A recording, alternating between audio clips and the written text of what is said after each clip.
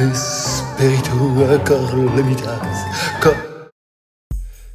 Le son est un art invisible, et pour beaucoup, il est aussi concret que la mécanique quantique ou la voyance. C'est beaucoup plus simple que ça, et ça commence après l'intro.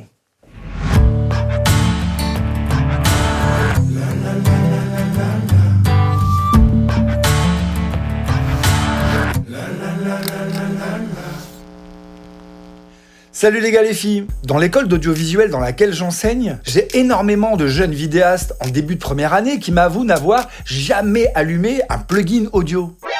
Pourtant, avant d'arriver, ils ont tous des bases en montage, en colorimétrie et parfois même en création 3D.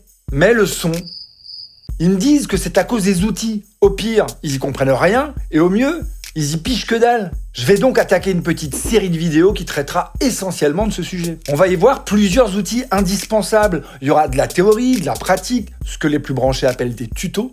Et je vais diviser ça en plusieurs épisodes parce qu'il y a beaucoup à dire. Combien d'épisodes ? J'ai bien envie de vous répondre, autant qu'il en faudra. Les logiciels que moi j'utilise sont spécialisés dans l'audio, mais j'ai bien conscience qu'on n'a pas tous les mêmes.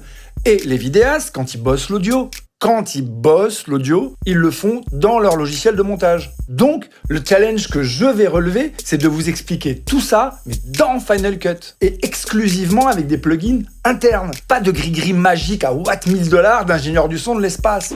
Et vous savez très bien que vous avez les mêmes outils dans Premiere et DaVinci Resolve. C'est pas la peine de commencer à trouver des excuses pour pas en glander une. Go feu! Le premier outil indispensable, c'est l'équaliseur, aussi appelé égaliseur. Mais quand on veut se la péter, on dit EQ. L'équaliseur, ça concerne les fréquences. Et je vous renvoie là-haut à la leçon qui en parle. Un EQ n'est ni plus ni moins qu'une suite de boutons de volume qui servent à baisser ou augmenter les bandes de fréquences qu'on a choisies. Il existe différents types d'EQ qui se différencient sur la forme, mais qui ont absolument la même utilité sur le fond. Nous, on va parler des deux plus courants. Le paramétrique, parce qu'on peut en modifier absolument tous les paramètres, par opposition au graphique, qui ressemble plutôt à ça.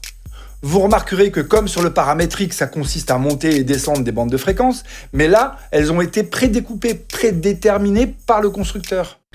Mais commençons par analyser la première byte.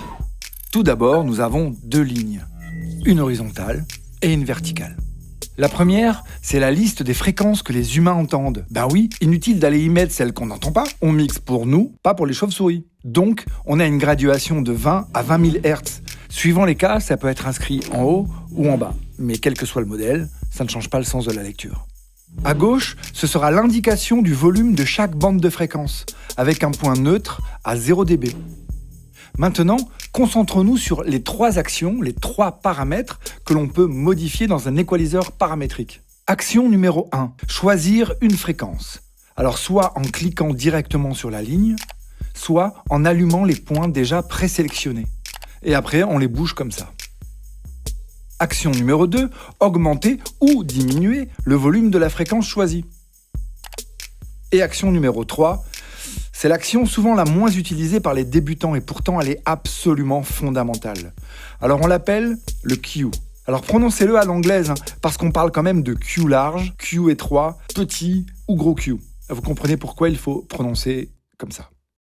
En fait, le Q consiste simplement à élargir ou rétrécir la bande de fréquence qu'on a choisie pour créer autour une courbe plus ou moins douce et une action plus ou moins large, comme vous le voyez à l'écran. Croyez-moi, ce paramètre est très utile et vous le comprendrez dans la vidéo sur la pratique.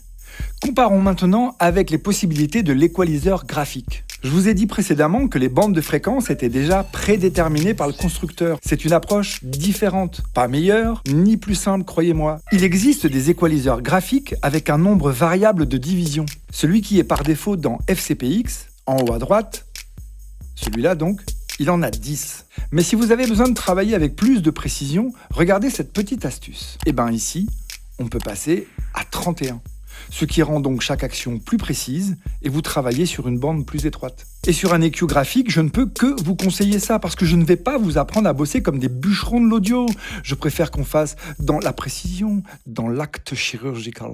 Si je monte ce bouton-là de 4 décibels, j'ai une augmentation sur cette largeur de bande ici là de 4 décibels, ok ? Mais comment est le Q ? Comment agit-il ? Quelle est sa largeur ? Alors ça, je n'en ai aucune idée. Ça diffère d'une marque à l'autre.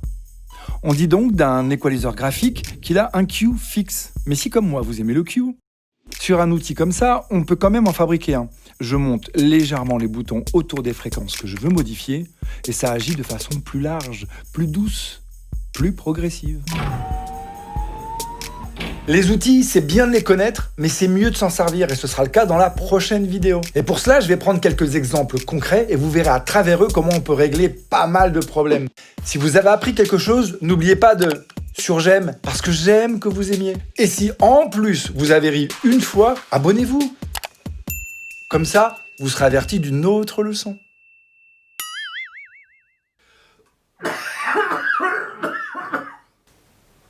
Putain, en plus d'avoir l'air con, je vais mourir.